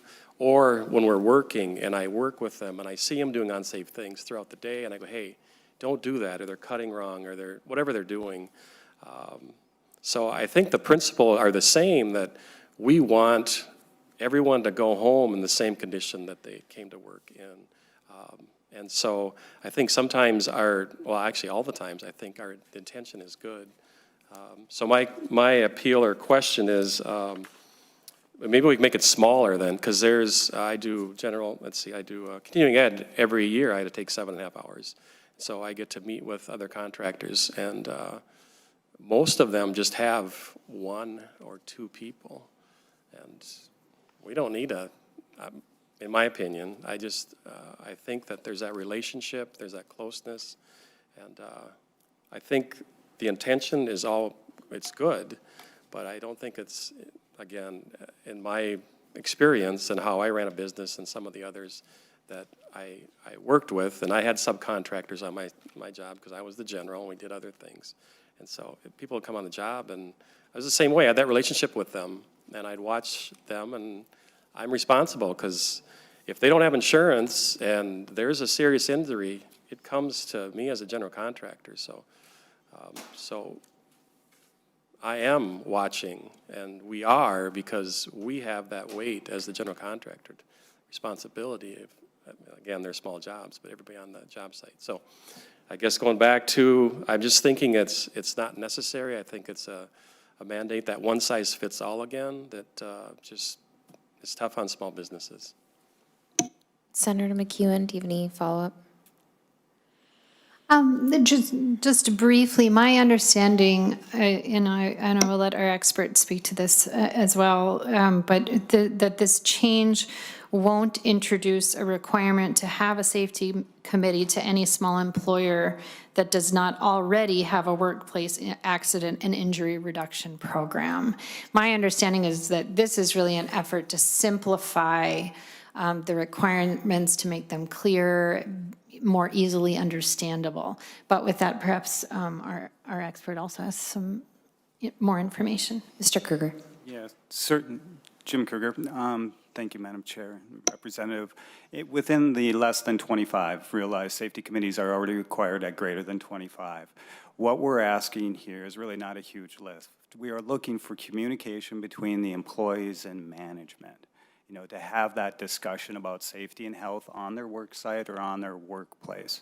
And we are matching that to AWARE, which is our current safety and health program, so that they don't have any other criteria that they have to go to, is based on high injury and illness rates in those industries already there. So with that, the safety committee, even in our current rule under 5208, says that the AWARE language is acceptable as long as there is significant employee involvement. Senator Dornick. So you're saying that they're already, I'm not quite exactly sure what you mean. So you're saying that it's for small employees, they're just, yeah, explain it a little bit more. I'm not quite following what you mean. Mr. Kruger. Thank you, Madam Chair, Representative. In regards to the small employee, we're looking for significant involvement where they're having that communication and discussing safety and health on their job site. And as long as that is there, that would be in compliance with our Minnesota rule. Madam Chair. Senator Dornick. So they have to take records of this, or is it just, what does that look like? Mr. Kruger. So currently, what you would have to have is a regular meeting. Either it's matching up its in collective bargaining unit and making sure that those employees are representative of the employees on that staff. Certainly, we always encourage that people take minutes because that is a good way to prove it when we do ask. And that's pretty acceptable practice out there. It is something, and I totally agree with you, that we do see a lot in construction. You know, they do their daily meetings before they do that, and we certainly encourage that because we want that pre-planning meeting so that people on that job site are talking about safety and health before they go to work that day. And boy, that's ideal, and we certainly want to encourage that. Senator Thank you, Dornick. Chair, thank you. I'm done. And Senator Gruenhagen, do you have a comment? Yeah, Madam Chair, I actually have a couple amendments, okay? Okay, go ahead, Senator Gruenhagen. I'd like to offer the A4. I don't know if they want to hand that out, amendment. Does that have to be handed out, or should I go ahead and explain it? You can proceed while Okay. it's handed out. Yeah, and basically what the A4 does, it amends page 1, line 15. It says, all interviews conducted as a part of the inspection authorized upon this section must be recorded by the commissioner. A copy of the recording must be made available to an employer immediately following the interview. And the basis for this is that, you know, if we're not going to allow the employer in there, one of the bedrock principles of our judicial system is that you get to face your accuser, okay? And yet this seems to exclude that principle. And to me, that's quite troubling, all right? So I do think that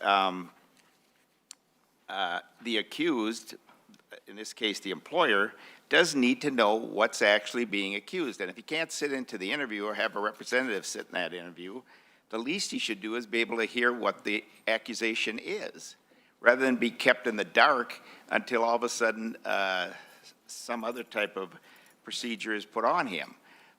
Again, it's a bedrock principle of our judicial system, and it seems to be excluded as far as this bill.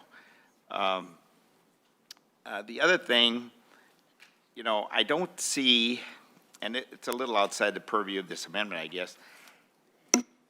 Before I starting my own business, I did work in several larger companies.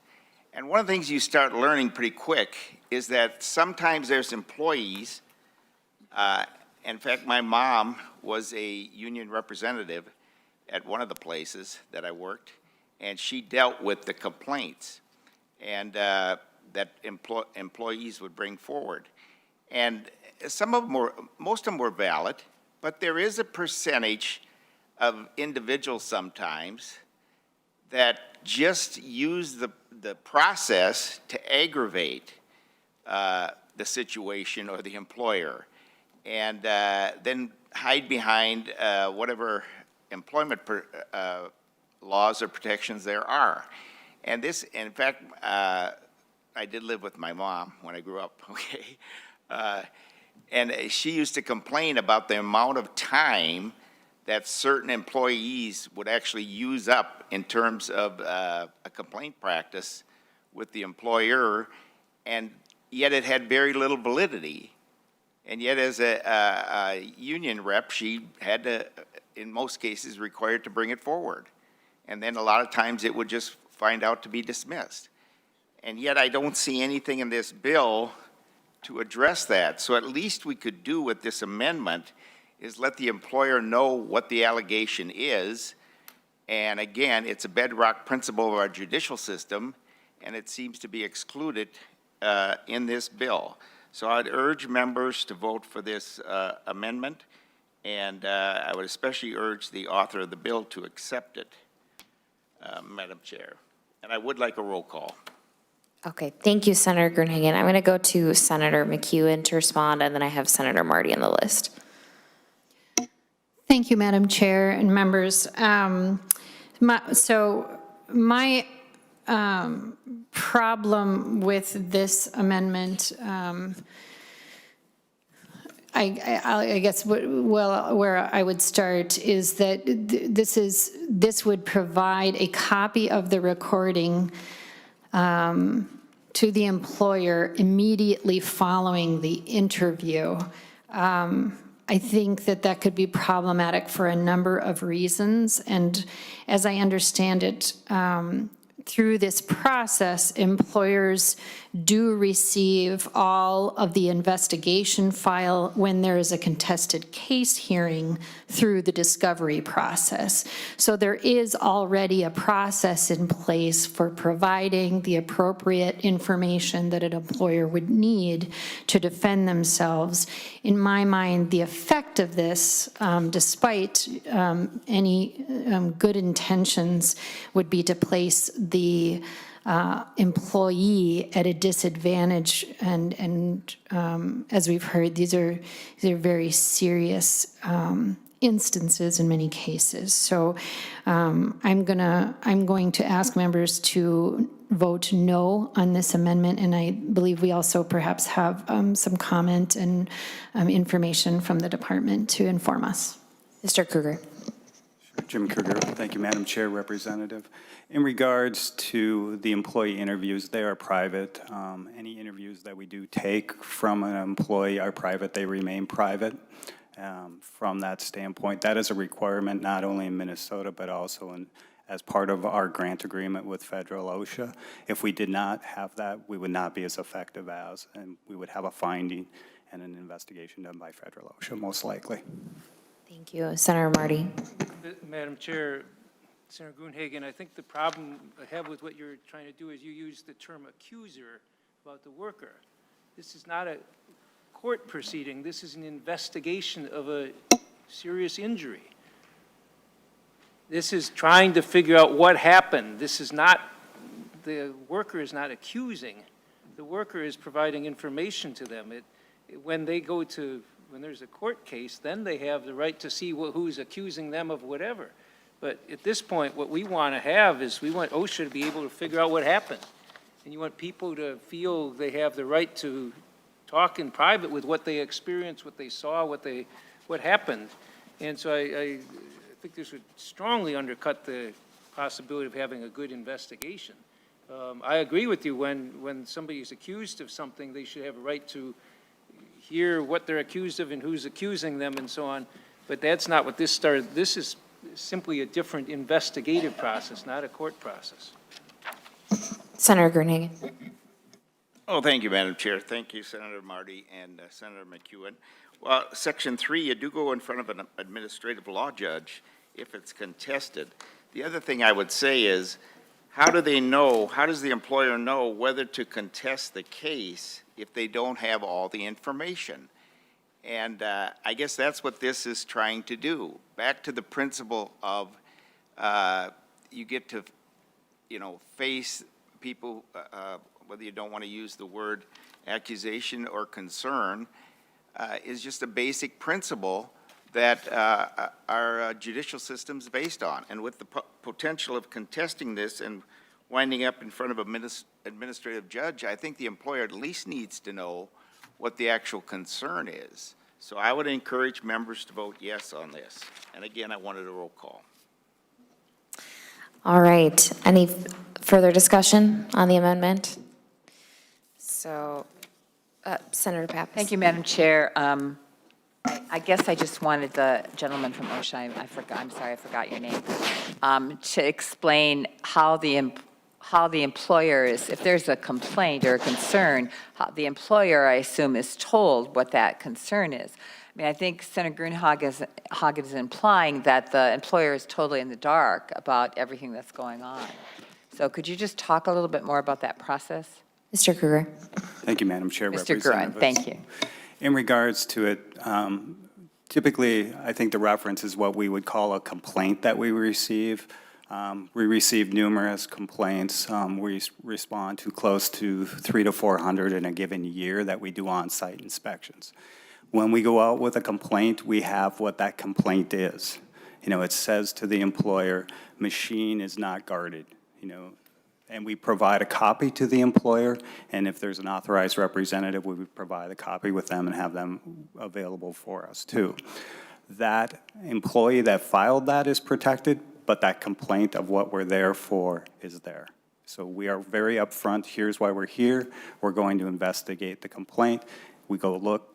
A lot of times this is, you know, unfortunately it's a machine that is unguarded. We have to go take a look. If it's unguarded, then that would be, you know, something that we have an OSHA standard for. We would issue a citation. The employer would get those in the mail. They'd be certified that they return those to us, and then they'd have the right to contest that. So that's the complaint process. When we're talking about these types of interviews, these are typically in our fatalities, serious injuries, or our catastrophes, where we're doing in-depth investigation to figure out what standards were violated and what that person saw there. Senator Grunhagen. Oh, thank you. Yeah, thank you for that response. And I'm glad the employer gets some type of notification. But in my opinion, for him to properly assess whether to contest something, you know, regardless of the seriousness of it, and we don't want any employee to get injured, obviously, he does need all the information. And again, that's what this amendment is trying to get at, to make sure that he has the full story of what actually is being alleged. And the point is, without that full story, he can't properly assess whether to contest or not. And that's what I'm trying to get at with this amendment. And so again, members, hey, it's a teeter-totter effect, and I'm just trying to keep it balanced between the employee and the employer. There's a serious injury and there's a safety problem, and the employer didn't respond or fix it. Hey, you'll see me support the employee 100%, okay? But on the other hand, we do have to allow the employer to have the information to make the assessment. And giving him just partial information doesn't help him fully assess the situation, in my opinion. And that's what this amendment's about. Thank you, Senator Grunhagen. You've moved to the A4 amendment. We've got 5 minutes left, so I'm going to keep us moving along. And roll call was requested. The clerk will take the roll. Senator McEwen. No. Senator Hauschild. Senator Dornick. Senator Grunhagen. Aye. Senator Kupek. No. Senator Liskey. Senator Marty. Senator Umu Verbatim. No.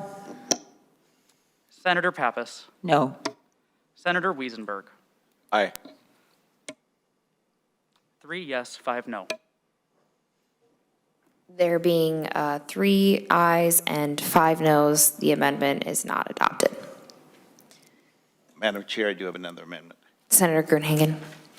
Okay, I just hope, Senator McEwen, that you give something in the bill to allow employers to have the full information to be able to assess whether or not to contest a particular complaint or concern in the future.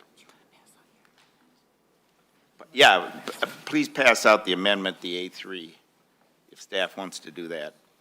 And while they're doing that, I'll explain it. Okay, Senator Gruenhagen is Thank you, Madam made Chair. the A3 amendment. Yeah, and what the A3 amendment does, it does, on page 2, it deletes section 3.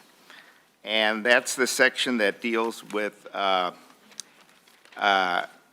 making public the data before it's properly adjudicated, okay?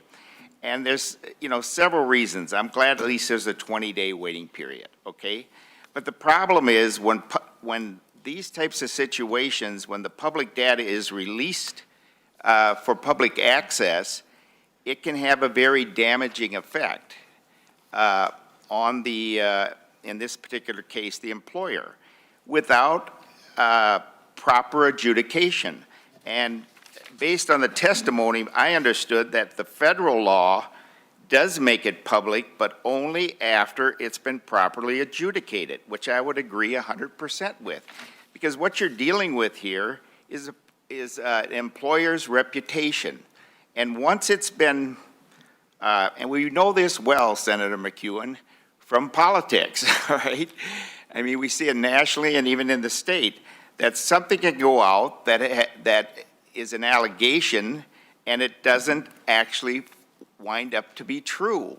And yet it can have a tremendously damaging effect. And this would be especially true as an employer in relationship to the employee. So I would strongly urge that we would keep this bill in coordination with what the federal bill recognizes, that needs to be properly adjudicated so that a conclusion can be made, whether there's guilty or innocence, depending on the situation, and that then it can be made public, rather than to put out these allegations or situations or complaints without it being properly adjudicated, and then seriously damaging people's reputation. It's a little bit, this is probably a simplified example, but members, it's a little bit like taking a feather pillow and releasing the feathers in the wind and then trying to collect them back, okay? When you slander a reputation before there's actually a decision, and if they're guilty, then they're guilty. And that needs to be done. I agree with that. But to do it beforehand is just, it opens the door to slander. And it does open to the door in some cases where if you have an employee, for whatever reason, who wants to just aggravate the situation, he can do the damage with this bill before it's properly adjudicated or dismissed. So how do you get your reputation back when the public data is already out there and people have drawn conclusions? So members, I would ask you to support this amendment so that we're more in line with what the federal statute or regulations are, and that we protect people's employers' reputations versus allowing this to go forward. Senator McEwen. Thank you, Madam Chair. And members, respectfully, I am going to ask members to vote no on the A3 amendment. The Department of Labor and Industry needs to be able to release citation information so that the public and other stakeholders are informed of citations in a timely manner. It's important for people to understand also that resolving the contestation of something like this can take years if a matter is litigated, so it's important to make this workplace safety information available for transparency's sake and for safety's sake. Most states and all states surrounding Minnesota already make this information available. Minnesota is one of 3 states that currently do not make this information available. So it's important for us to come into conformity, and our expert also may have some additional information to add for the record, but I will count on that sort of verve to make sure people are informed fully when we get to the criminal law. Senator Gruenhagen, I know that As you know, in the criminal system, if citizens are accused, that complaint is public, and there could be newspapers written all about it, and people know what they're accused of before they've been found guilty of anything. So it's not quite analogous, but I'll count on your support when we get there. But with that, I will defer to our expert. Mr. Kruger. Thank you, Madam Chair and Representative. In regards to this, we are simply looking to make this like Federal Ocean, like all of our surrounding states, where we can make the citations available once they are issued and 20 days have passed. And the reason for that, a lot of these are seen, and unfortunately, the ones I get paying attention to are the fatalities, the trench accidents that happen that make the media. And what we're finding when we make this available is we're issuing the citation, which was based on facts. From that standpoint, we want the other employers to pay attention to this so that it doesn't happen again. And that's really the key issue here. We want the other employers. When people go in trenches that are 10 feet deep and 3 foot wide, that's not good, and something happens, and we issue citations, we want employers to pay attention to that. We want to use our resources. We only have 50 inspectors out there that do this work, so that's part of it, and it's to make us aligned with the rest. Thank you. Senator Grunhagen. Oh, thank you, Madam Chair. Yeah, thanks for that response. And I understand where you're coming from, but publishing it after you find out whether it's rather true or not will have the same effect, okay, from my perspective. So, you know, in the interest of bipartisanship, I probably will withdraw this amendment at this time. I think I know what the result is anyway. But I would just ask Senator McEwen to think carefully about the consequences of publishing all this information before it's properly adjudicated, and to think why the feds would have you keep it private before it's adjudicated. And here we seem to be going just the opposite way in order to, and again, if they're guilty, I'll support you 150%, okay, the employee in this situation. But if they're not, you got a situation here that can do a tremendous amount of damage to their reputation and their business down the road. And I think that needs to be addressed. Thank you, Madam Chair. So with that, I'll withdraw the amendment. Thank you, Senator Grunhagen. Senator McEwen, would you like to move your bill? Yes, Madam Chair, thank you. And thank you, members, for the good discussion and the educational inquiries here. Madam Chair, members, I move that, make sure I got my number correct here. I move that Senate File 1384 be recommended for passage and referred to the Judiciary Committee.